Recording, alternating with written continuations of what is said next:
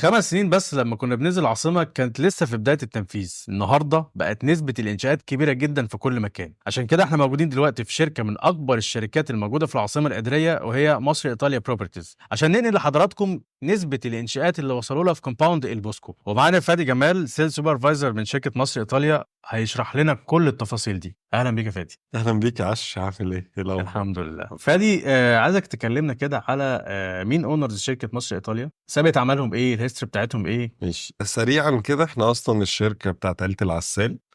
دول اصحاب الشركه. طبعا عيله العسال معروفه في التطوير العقاري من زمان قوي. احنا عندنا اكتر من شركه تطوير عقاري، يعني دون ذكر اسامي الشركات التانية، لكن مصر ايطاليا احنا عندنا لستة مشاريع كده كبيره جدا، هي اللي بتدعمنا في كل اللي احنا بنعمله. يعني عندي سابقة اعمال طبعا في التجمع الخامس 3 مشاريع.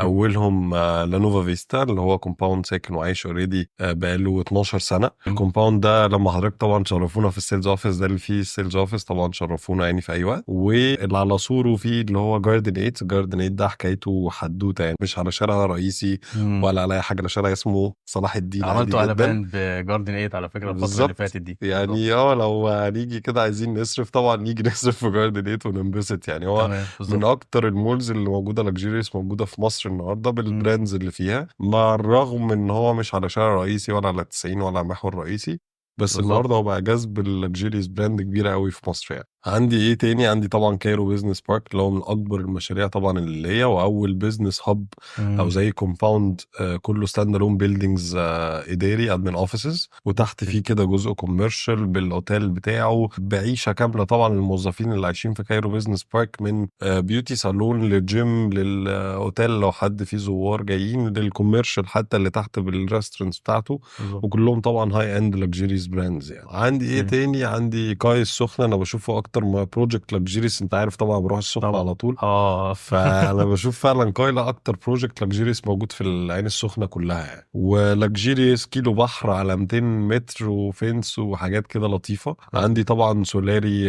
في الساحل في راس الحكمه، حقق مبيعات كويسه جدا السنه دي، يعني بحكم ان هو اللوكيشن بتاعه والفاسيلتيز بتاعته فاسيلتيز عملاقه وكومباوند فيلل. عندي البوسكو سيتي طبعا في المستقبل، لسه اون جوينج، لسه اندر كونستراكشن. ونيجي بقى في اللي احنا جايين له النهارده، اللي هو العاصمه طبعا الاداريه. بالظبط. عندي 4 بروجكتس بجد انا بشوفهم يعني احلى من بعض، يعني كل حاجه فيها ميزه كبيره قوي. عندي طبعا البوسكو اللي احنا فيه النهارده هنتكلم عليه ان ديتيلز بالفاسيلتيز بتاعته. تمام. اكبر بروجكت ليا ده 217 فدان. اللي على سوره ريديكال 1 اللي هو 17 فدان، ده هيبقى كوميرشال وادمن اوفيسز. وطبعا عندي فينش بروجكت اغلبه فيلل ولاجونز ودلع تحبوا برضه قوي. تدلعوا الكلاينتس كده بتوعكم. كده طبعا، كده كده. تمام. هتلاقي يعني موست اوف اور بروجكتس هتلاقي اصلا مشروعات اكترها فيلل، عشان برضو الكوميونتي ده بصفه عامه في كل مشاريع يعني. وفينشي ستريت طبعا اللي هو الكوميرشال بتاعه. طيب خلينا نتكلم اول حاجه عن كومباوند البوسكو اللي احنا موجودين فيه دلوقتي. عايزين اول حاجه خالص نتكلم فيها اللوكيشن بتاعه، وبعد كده ننزل نشوف الكونستراكشنز وصلت لحد فين، التسليمات، لان انا بصراحه لازم اجي اشوف الحاجه اللي هبيعها للكلاينت بتاعي الاول. انت لا عمال تقول السلام ننبسط. فوري و8 سنين والكلام الحلو الجميل ده، بس احنا عايزين نشوفه بقى على ارض الواقع. خلينا نتكلم على لوكيشن البوسكو الاول. لا يعني بص، هتنزل هننبسط، هنتكلم على اللوكيشن، مفيش احلى ولا اروع ده تمام. بجد يعني. تمام. احنا فين؟ احنا على بن زايد دايت ده اوكي. بكل بساطه، مفيش هتفضل ماشي على بن زايد ده طوالي. الحته دي كانت زمان قوي اسمها المستثمرين، احنا مش جوه الار 7، احنا من بره خالص يعني. قدامي مم. طبعا النهر الاخضر، بعد النهر الاخضر الشريط السياحي الفندقي ده، كل الابراج ده هتبقى قدامنا. حتى لما بالظبط. نطلع بره دلوقتي هنشوف ده. اوري لك كل حاجه. يعني انت بالظبط. بعد الكاتدرائيه احنا الكومباوند على اليمين.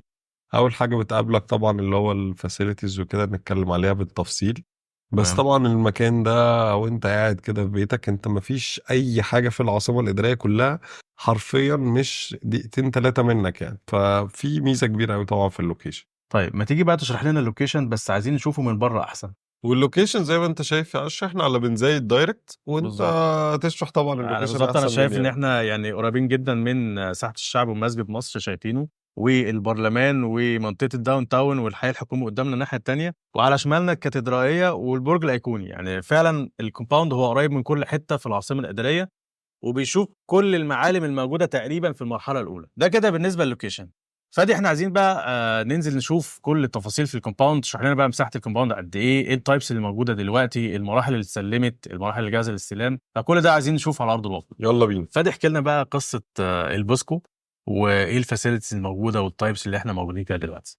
طيب ده من اكبر طبعا المشاريع اللي موجوده في العاصمه، هي قصه لطيفه جدا يعني. هو الكومباوند 217 فدان بصفه عامه، زي ما احنا عارفين يعني اي حاجه فوق ال 200 فدان بتبقى مشروع متنوع متكامل. يعني ايه؟ يعني في الفاسيلتيز اللي كل ما هتحتاجها في حياتك اليوميه اسبوعيه شهريه تلاقيها موجوده جوه الكومباوند ده بكل يعني بساطه. بتوفر كل الفاسيلتيز اللي الاسره كلها محتاجها. احنا مطمئنين بالظبط. حلو جدا. طيب بنبدا بقى من اول فين. هو المشروع كله من فوق هيبقى 70% من الكومباوند فيلل، 30% من الكومباوند شقق. وعندي الفاسيلتيز طبعا اللي بتخدم على الفيس دي والفيس دي، غير الكوميرشال والادمن اوفيسز اللي هو هيبقى كوبي بيست من جاردن 8 او يمكن بس على مساحه اكبر لان هو مساحته 18 فدان. طبعا اكبر بكتير طبعا من جاردن 8 بالظبط. فبيسيرف طبعا على الكومباوند، بيسيرف على بره طبعا الكومباوند. جنبه برضو على الكومباوند على بنزاي الدايركت عندي اللي هو الفيرتيكال فورست، فهتبقى زي هوتيل ابارتمنت كده، هيبقى حاجه ايكونيك بتاعت البروجكت. يعني جايبين فويرو ده من اكبر المهندسين اللي بيعملوا حاجات صديقه للبيئه، يبقى طالعه بزرع وكده. اعتقد من توب 5 اصلا في العالم. بالظبط.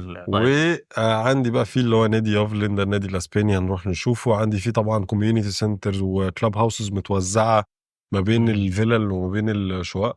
وطبعا لما يبقى الكومباوند 70% منه فيلل والعماير اللي هي 30% دي اللي هي نصها دوبلكسز ونصها شقق عاديه، فالكاباسيتي في المشروع نفسها قليله. هتلاقي طبعا الكوميونتي اغلبها كوميونتي فيلل، فالكوميونتي هتبقى حلوه، الناس هتبقى مبسوطه كده مع بعض. غير ان انا بقرر لك اصلا انت هتعيش ازاي، زي ما احنا هنشوف بقى في الكلاب هاوسز او النادي او الكلام ده. طيب المرحله اللي احنا موجودين فيها دلوقتي دي اشرحها لنا كده عباره عن ايه؟ احنا دي اول فيز في الفيلا اللي هي اسمها ذا فالي، دي من اول حاجات اللي هي اتسلمت.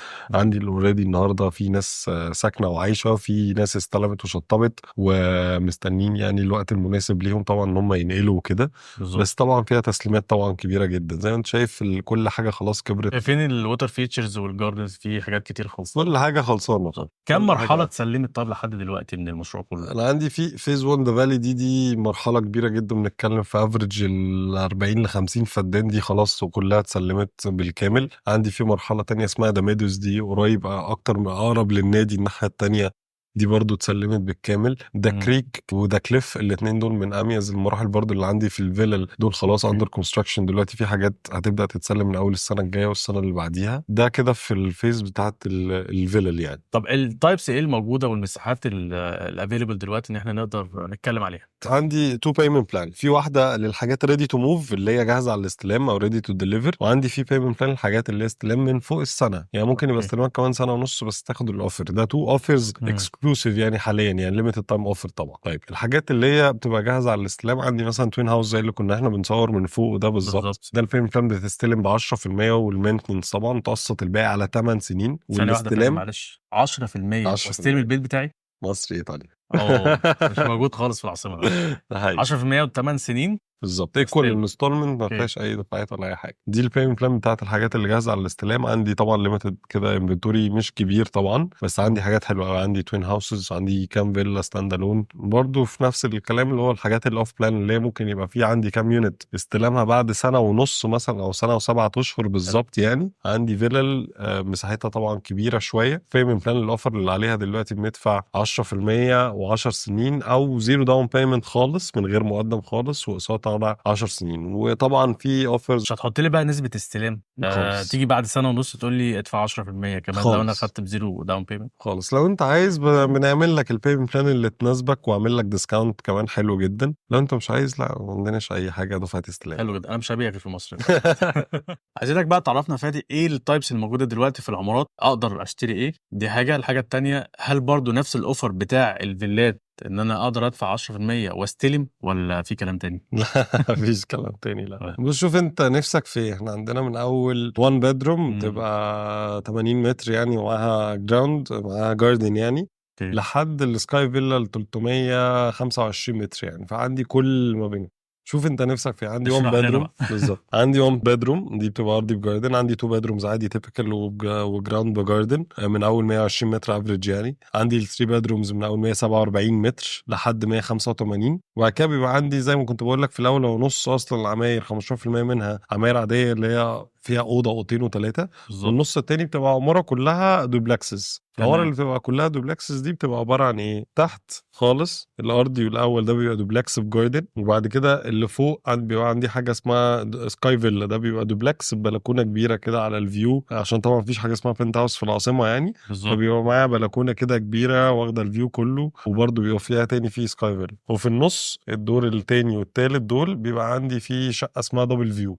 ايه دبل ايه فيو حلو دي؟ جدا. بتبقى دي من اميز الحاجات، بدل ما هو دوبلكس الاتنين فوق بعض، لا بتبقى مفروشه كده يعني. فالفرشه دي بتعمل ايه برضو؟ بتاخد العماره من اولها لاخرها، بيبقى عندك فيو هنا وفيو هنا، وبرضو تمام. بناخد التراس الكبير بتاع اللي هو سكاي فيل. حلو جدا. فعندي شوف انت نفسك في ايه. كل حاجه. ولو انت بتسأل على الاوفر برضو، لا الاوفر موجود. لو حاجه جاهزه على الاستلام 10% على 8 سنين، لو حاجه اوف بلان من غير مقدم خالص خلي عنك خالص وقست على 10 سنين. شكرا فادي، تعبناك. لا في خالص. حاجه، في اي حاجه تانية حابب تضيفها لنا في الكومباوند؟ احنا تقريبا كده قلنا كل حاجه. بص احنا برضو هنا احنا فين؟ احنا في ده الكوميونيتي سنتر، غير طبعا كويس النادي جدا. الكبير. بيبقى ما بين كده كل مجموعه فيز او مرحله يعني، بيبقى فيه زي كوميونيتي سنتر كده ببول باللي هو البيلدينج اللي هو الاسود ده. بالظبط. تمام. ده بيبقى فيه زي ريستورنت كده بيسيرف على الناس اللي ساكنه هنا، لو انت مكسل ان انت تروح النادي او ما عندكش بالظبط. مشاوير وعايز تنزل كده قاعده او لطيفه قاعده تحت صغيره البيت. كده. بالظبط. بالظبط. حاجه اخيره، البيمنت بلان، هل نقدر نظبط فيها اي حاجه تانية؟ احنا طماعين شويه. انا يعني الكلاينت بتاعي لازم اجيب له احسن اوفر في العاصمه كلها.